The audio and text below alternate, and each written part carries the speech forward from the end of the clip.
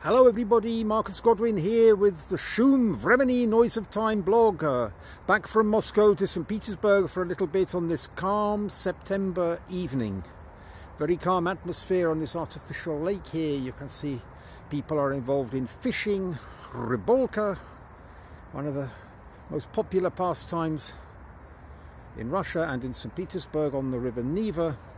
Many things to talk about. There's going to be several blogs coming out this week. One thing that's come to mind very often, talking about, of course, we're all totally submerged and submersed and the unavoidable consequences of the Certificate of Vaccination ID 19 crisis, which is sweeping the world. My own country has now been locked down again, and people are forbidden to get together in groups of more than 6. If it's less than 6, you can't catch it. If it's more than 6 or more, then that's extremely dangerous and you could be spreading it around and killing people, apparently. Anyway, so, you know, this leads many people to say that this is a plandemic.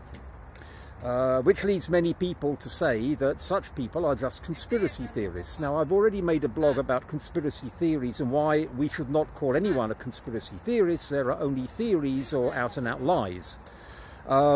One of the things that comes up, often in an irritated tone of voice, when anyone is talking, using such language as they are doing this, they are doing that, they are now rolling out the next phase, etc., etc. And it's true, this kind of language is heard again and again and again by people who believe that this is not an accident, or etc.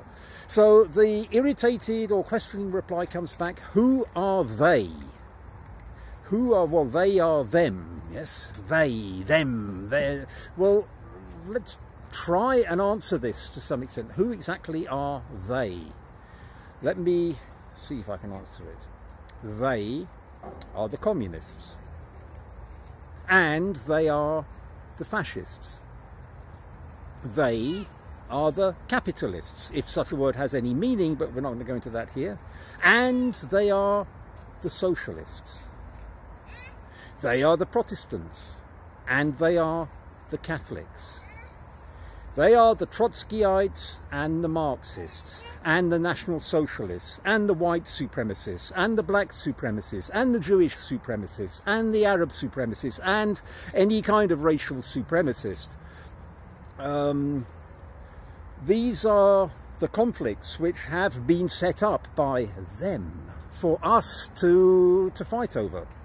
And, you know, it's my sad duty again to inform people, but it's really couldn't be more important. If you have developed an emotional addiction to any of those philosophies, and the most common one still around is actually on the left, one way or another. I identify as socialist, Marxist, Leninist, communist, of course. A lot of these people still think that, you know, they're on the right side of things. No, you're not. If you're any of that stuff, Nazism, Ukrainian nationalism, etc., etc., etc., it's all them.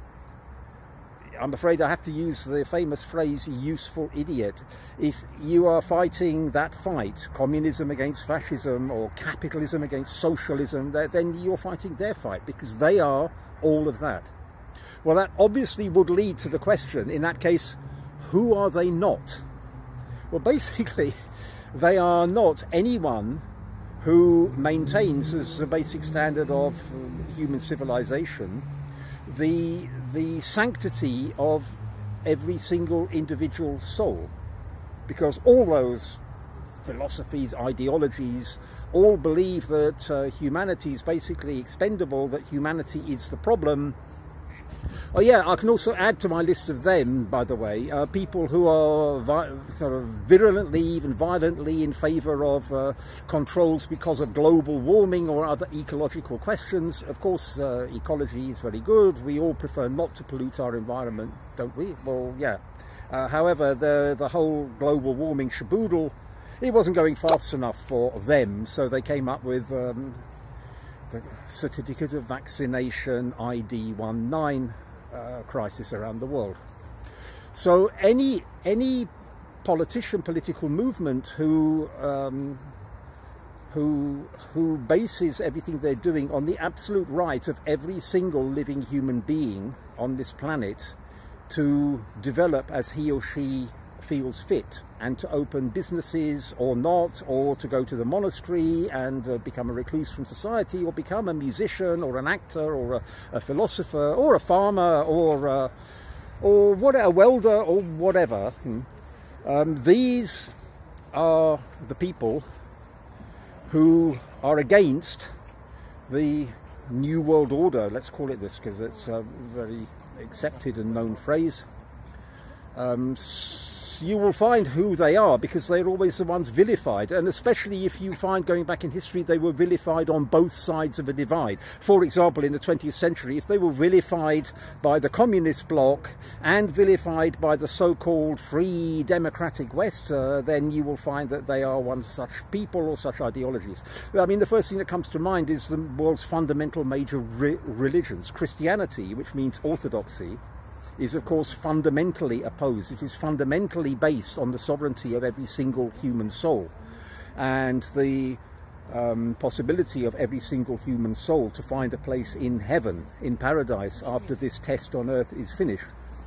So Catholicism and Protestantism, of course, are their conscripts, you know, their constructs. Catholicism and Protestantism is full of such behaviour as communists and fascists have behaved the Spanish Inquisition, for example, the conquest of the Americas, etc., etc., etc., where everyone is forced to do as they say. Just like today, everyone is being forced to do as they say. So, I mean, Nicholas II comes forward, obviously, as one of the most lied about men in history. Actually, Margaret Thatcher was very much for the ordinary person, or for people's freedom to do what they want, basically. Many people, of course, would be shocked by that. They think, no, she was the ultimate kind of capitalist, big corporation friendly. No. No, you will find that she's pretty seriously vilified now. In Great Britain, there are still some papers, there are some journalists who remain loyal, those from the 80s epoch, but the vast majority are vilifying her just like anybody else. So this is it, sovereignty of the individual human being, or some kind of ideology where we all have to pull together for a better future, to save the planet, to save each other from some disease or something like this. Once you hear that, you know you are dealing with them. According to Dutch whistleblower, who was one of them but couldn't get to the upper echelons because he couldn't, finally, at the last moment, his conscience woke up and he couldn't perform the rituals he was required to perform to enter into the very first circle of these ruling elite.